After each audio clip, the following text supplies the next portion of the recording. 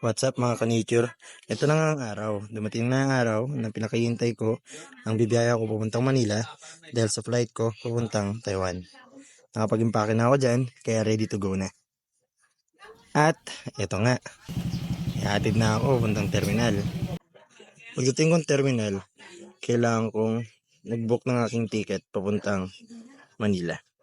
So ito na, nakuha ko ng ticket ko. Sakay-sakay na tayo dyan. At nandito na tayo ngayon sa Pasay Victory Liner Terminal.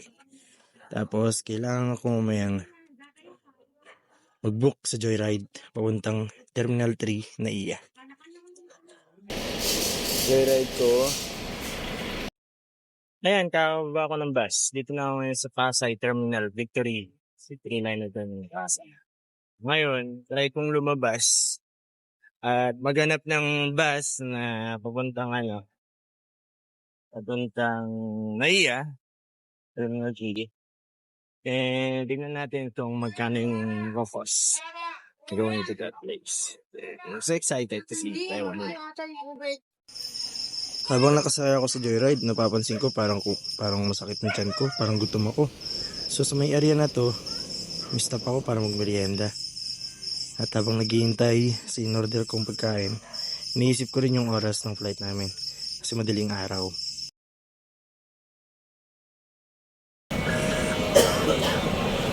Naghihintay nyo. Ayan na guys. Napansin ko, pagpasok ko na ng gate, eto na nga, ang dami kong mga nakasabayan. Pero yung iba dyan, pauwi na sila. So ako naman, didiretso ako sa departure area. Siyempre, kompleto na ang kailangan sa check-in area. Ito na nga, medyo mababa ang pila. Mas marami pa kasing nauna sa amin sa linya para makakuha na kami ng ticket.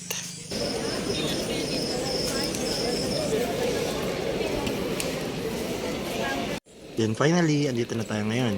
Kailangan nating kunin ang ticket. Surprise! Ito na ang aming trip ticket to Taiwan. Diretso na yan.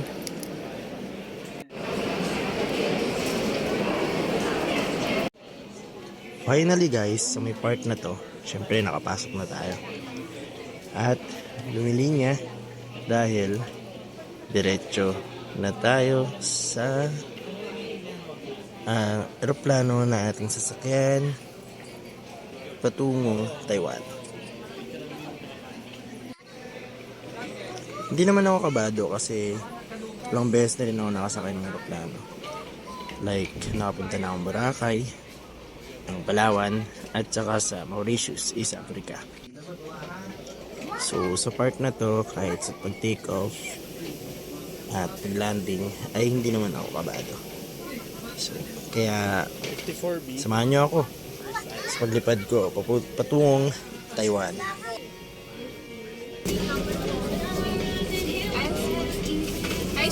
54B.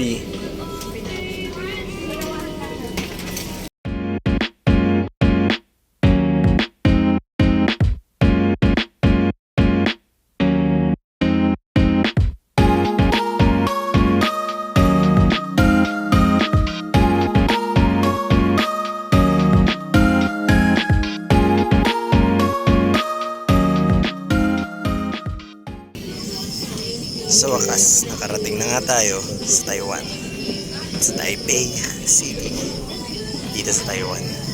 So ito kasi bibisitahin namin yung mga lugar dito sa Taipei City. At ipapakita ko sa inyo dahil ito yung unang araw namin na pagbisita sa Taipei City, sa Taiwan. Kaya marami tayong lilibutin dito, first day pa lang ha. Kaya maghintay kayo kung anong mga surprise na magagandang views dito sa area ng Taipei City on our first day.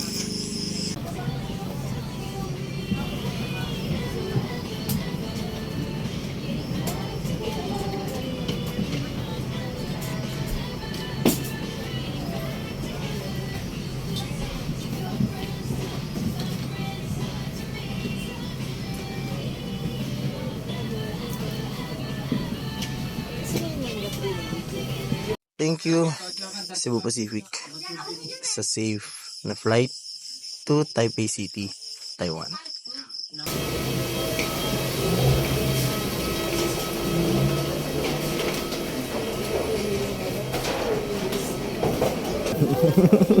Yung mga nakajacket ng brown, saka yung nagtuturo, yan yung mga kasama ko na bibisita ng Taipei City. So thank you Goer Travel and Tours for giving us a privileged tour or free tour going to Taipei City, Taiwan. Nakataas ng isak niya. Dito na kami sa Taiwan. So, Good morning or good afternoon. Good morning. Good morning. So very happy to see you because you are second group, very young.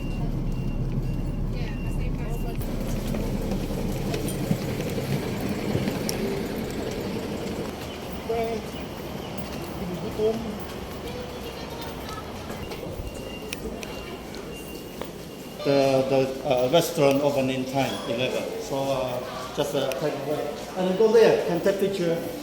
The arch bridge. syempre dahil pagod sa flight, first thing to do here in Taiwan ay kakain ng lunch. Yeah, no more. And hope masasarap ang mga pagkain nila dito. We'll try kung ano yung mga Taiwan food na itaserve nila dito sa maganda at maliwalas na restaurant na aming pinasukan. Sorry? It's okay. Sabi niya po kasi ay Nabusog.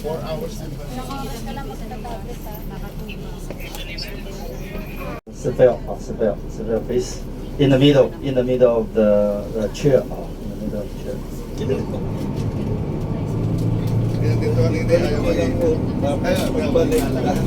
English naman. Yung map lang ang hindi. Oo, yung map lang. Ba tayo? May English siya. Ang English lang yung map. English siya. May English siya. Yung kabilang wala. Wala. Meron din. Kabilaan ba? Mother. Yung mapa sa'yo, napakalaki na kasi. Pinakalaki. Pero kung nakapulis. Bullet food car over there. After namin mag-lunch, ito naman ang next namin destination, ang Chiang Kai-shek Ako rin Memorial naman. Hall. Okay na yan. Ready? 1, 2, 3. Sa pa. Una tayo. So yun, cellphone mo. Makikita kayo sa loob ng Chiang Kai-shek Memorial Hall ang isang statue na tinatawag nilang si Chiang Kai-shek. Kaya tara na, libutin natin ang Chiang Kai-shek Memorial Hall. Wow. So may mga director naman dito kung saan pwede mong malaman kung saan ka papasok. Ito na nga. Ito ang buong view ng Chiang Kai-shek Memorial Hall.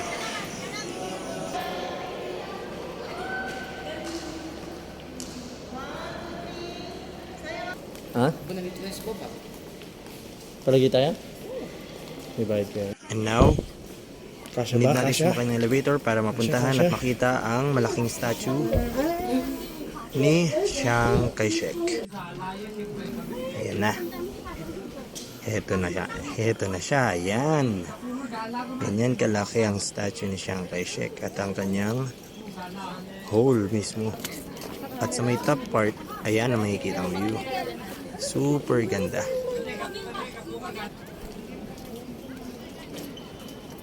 Katapos namin libutin ang Chiang Kai-shek Memorial Hall, andito naman tayo ngayon sa Pineapple Kitchen. Tara, pasukin natin.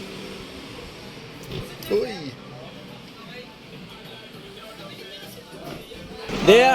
Here's the dinner place. I want to show you the way. Then you go back by yourself. To here. Okay. Meeting place here, 5 p.m. Here!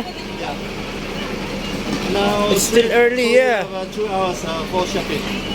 Shopping? Yeah. Guys, dito lang ako nakakita sa Taiwan.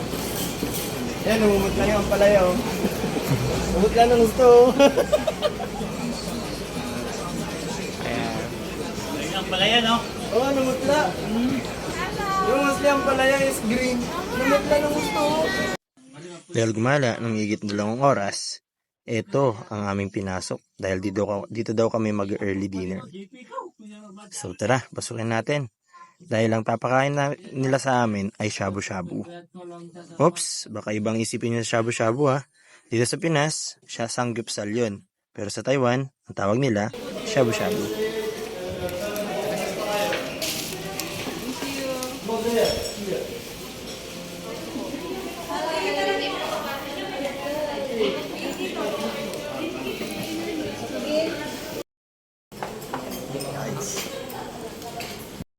Sa may part na to, kailangan naming timplahin, magluto, kasi may kanya-kanya naman kaming pat.